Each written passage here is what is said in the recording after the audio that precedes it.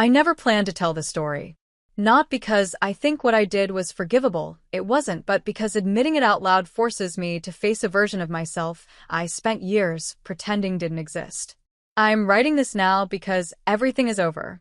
My marriage, my carefully constructed lies, my sense of control, and maybe the illusion I had about who I really was. My name is Jennifer. I was married for 9 years. And I cheated, not in the way most people imagine, not a single affair or a moment of weakness, but by living an entire secret life my husband never knew existed. And before anyone rushes to judge, please understand this isn't me asking for sympathy. This is just the truth, finally told from my side. From the outside, my marriage looked stable. We met young, back when life felt simpler and the future seemed negotiable. He was dependable, steady, the kind of man parents loved instantly.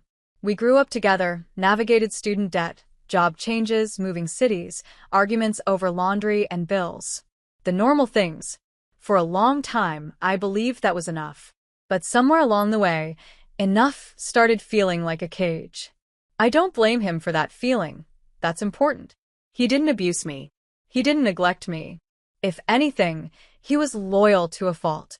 The problem lived inside me long before it ever showed up in my actions. I felt invisible. Not unseen, invisible. Like I existed only as a supporting character in a life that had already been decided. Responsible wife. Sensible choices. Predictable future.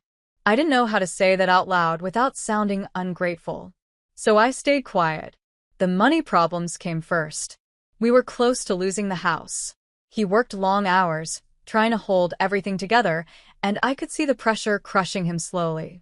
I wanted to help, truly, but the kind of help I could offer felt limited. I'd done some acting work when I was younger. Nothing serious, nothing big. One evening, through an old acquaintance, I was invited to what I was told was an exclusive private event.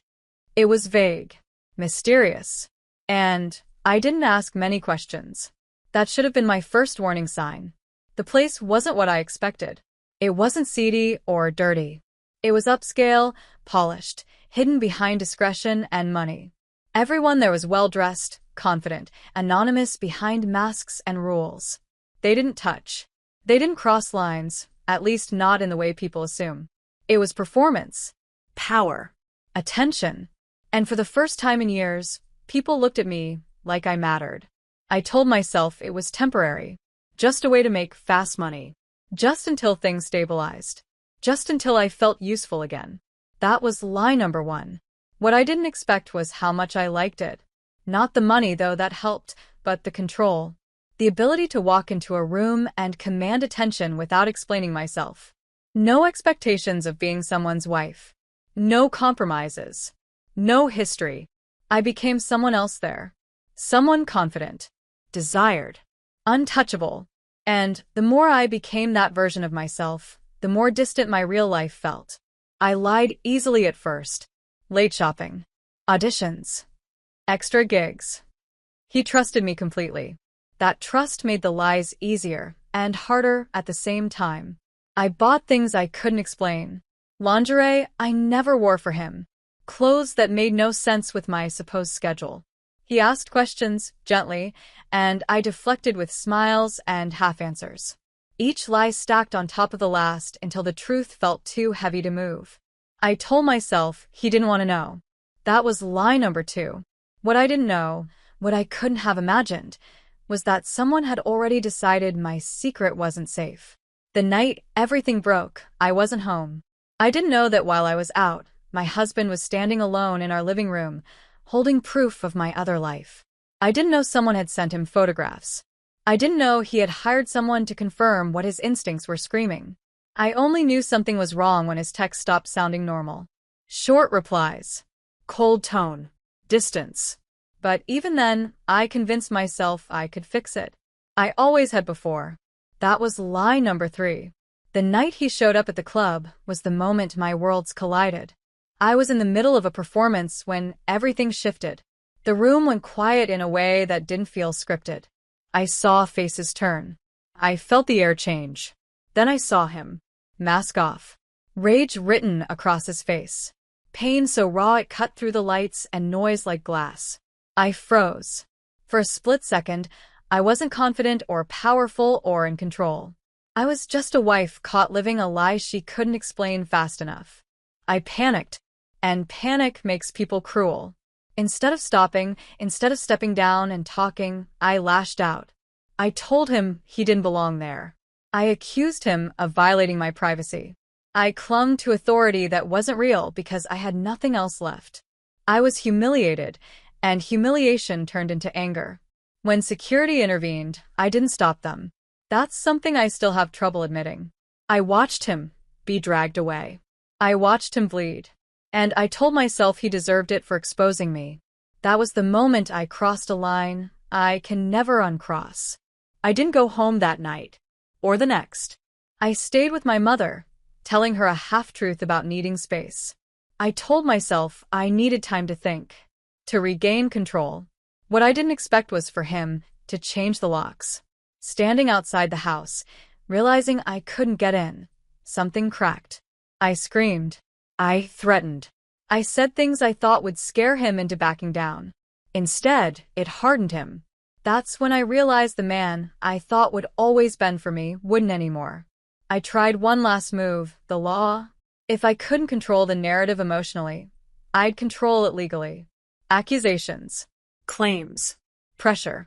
I thought if I hit hard enough, he'd fold. I underestimated how prepared he was. And I overestimated how protected I was by my secrets. Because secrets rot when exposed to light. And mine were about to be dragged into a courtroom where lies don't survive long. By the time the legal papers arrived, I had already convinced myself I was still in control. That's the dangerous thing about living a double life for too long. You start believing you're smarter than consequences. I wasn't scared when I filed first. I was angry, hurt, desperate to regain the upper hand I'd lost the night my husband tore his mask off and exposed me in front of strangers. I told myself I was defending myself. But deep down, I knew I was attacking because I was cornered. I accused him of everything I could think of. Control, emotional abuse, neglect, intimidation. I even convinced myself these accusations weren't lies, just interpretations. After all, hadn't he changed the locks? Hadn't he embarrassed me publicly? Hadn't he tried to drag me out of my workplace? In my head, those details justified everything else. What I didn't expect was how thoroughly he had prepared. When my lawyer submitted the paperwork, I felt powerful again. I felt like the narrative was shifting back in my favor. Until I walked into the courtroom. The courtroom was colder than I expected. Not physically, emotionally. The kind of cold that strips you bare, that doesn't care how confident you look or how carefully you've practiced your story. The kind of place where facts don't bend to feelings. I walked in with my mother beside me, her hand gripping mine tightly. She didn't know everything. She knew enough to be disappointed, but not enough to abandon me. That mattered more than I wanted to admit. Across the room, my husband sat with his lawyer. He didn't look angry. That terrified me. Because anger is predictable. Silence isn't. The hearing started exactly the way I hoped it would. My lawyer spoke smoothly, confidently, painting me as a woman pushed too far. A wife forced into unconventional work to save her home. A victim of a controlling husband who snapped when he lost control over her. I nodded at the right moments. Looked down when appropriate. Played my role perfectly. I even believed myself. For a few minutes. Then it was their turn. And that's when everything started unraveling. His lawyer didn't raise her voice. She didn't dramatize. She simply laid things out, slowly, deliberately, like someone peeling back layers that had been waiting to come off. Photographs. Time-stamped. Organized. Clear. Messages I'd sent. Threats I'd made. Lies I'd told without thinking they'd ever be read aloud. Bank statements. Large deposits I'd never disclosed. Money I'd claimed didn't exist. Proof that my financial desperation was selective and convenient. I felt my face burning. This wasn't supposed to happen like this. Then came the part one never anticipated. A woman stood up in the courtroom. I recognized her instantly. Nancy. My stomach dropped so hard I thought I might actually be sick.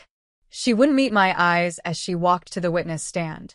And in that moment I knew, not suspected, not feared, knew that she was there to destroy me. And she did. Quietly. Thoroughly. Without malice. She talked about how I recruited women. How I encouraged them. How I took a cut of their earnings. How I bragged. How I laughed. How I talked about my husband like he was a joke I could manipulate whenever I wanted. Each sentence felt like another nail sealing something shut. My lawyer objected. Tried to interrupt. Tried to redirect. But it didn't matter. Because the truth doesn't need decoration.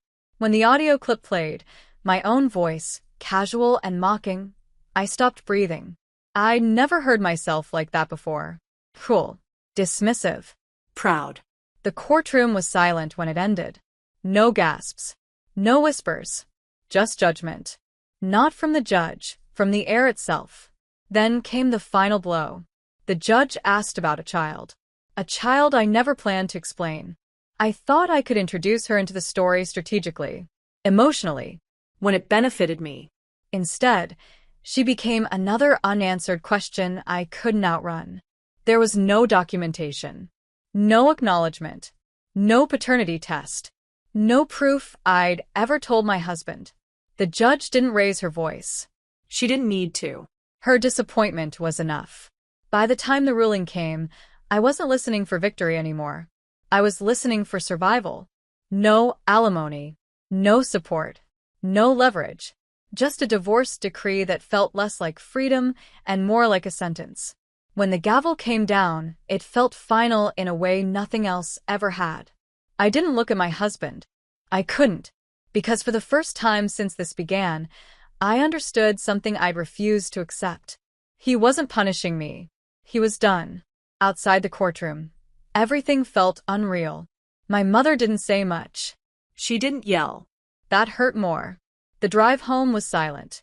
And when I finally sat alone in the place I was staying, not my house, not my life, the weight of everything collapsed on me all at once. I had spent so long fighting to win that I never stopped to ask what winning would actually look like. Now I knew. It looked like loneliness. I lost my marriage that day. But what I didn't realize, what I couldn't yet see, was that I was about to lose the one thing I still thought I had control over. My identity. Because once the court doors closed behind me, the real consequences began. And there would be no audience left to perform for. After the divorce was finalized, people expected me to feel relief. They were wrong. Relief only comes when you've escaped something unjust. What I escaped was my own creation, and that doesn't leave you lighter. It leaves you empty. For the first few days, I stayed numb. I slept too much, ate too little, and avoided mirrors because I couldn't stand the woman staring back at me. Not because she looked broken, but because she didn't look remorseful enough. That scared me.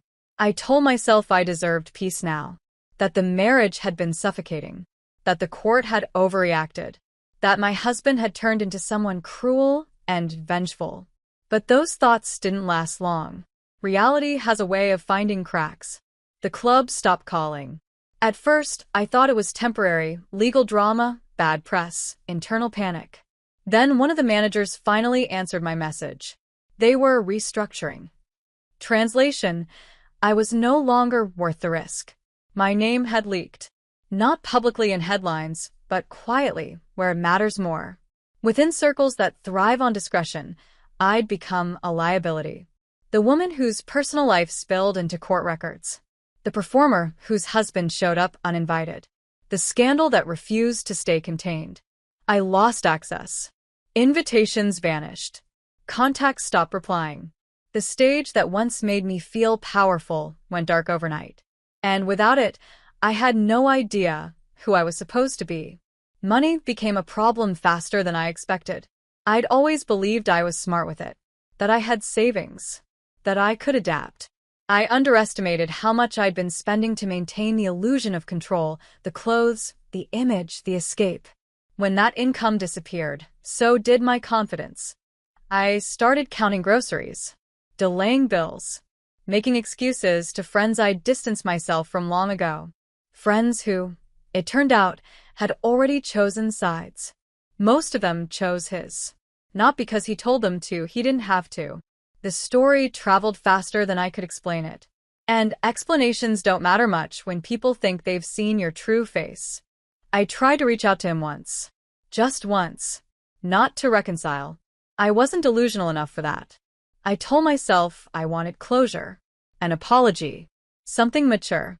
The message stayed unread. I stared at that silence longer than I'd stared at any courtroom verdict. Because that silence wasn't anger. It was indifference. And indifference hurts more than hate ever could. I moved into a smaller place on the edge of town. Cheap. Quiet. Anonymous. No one knew me there. No one cared. At first, that felt like freedom. Then it felt like exile. Nights were the worst. Without performances, without adrenaline, without an audience, the thoughts came. Every lie replayed itself. Every moment I could have stopped and didn't. Every time, he trusted me without hesitation. I started seeing patterns I'd refused to acknowledge before. How easily I'd justified cruelty when it protected my ego. How quickly I'd turned defensive instead of honest. How addicted I'd been to control, not freedom. And how much I'd mistaken attention for worth. The hardest realization wasn't losing my husband. It was realizing I had never actually been brave. I thought I was daring for living a double life. I thought secrecy meant strength. I thought manipulation meant intelligence. In truth, I was terrified of being ordinary. Terrified of being bored. Terrified of being seen without applause. Terrified of admitting I wanted more without knowing what that more actually was. So, I burned everything down instead. People online talk about consequences like they're dramatic events. They're not. They're quiet. They're waking up alone and realizing no one is coming to check on you. They're holidays that feel too long. They're memories that don't fade no matter how much you wish they would. I lost my marriage because I betrayed trust. But I lost myself because I never stopped lying. Even to me. I don't know where my ex-husband is now. I don't ask. I hope he rebuilt something stable. Something honest. Something untouched by my chaos. He deserved better than the woman I became. And I deserved the truth long before it destroyed me. If you're reading this and wondering whether I regret it, yes. Not because I was caught. Not because I lost money or status or comfort. But because I learned too late that living two lives means losing both. And now, every day, I live with the version of myself I tried so hard to outrun.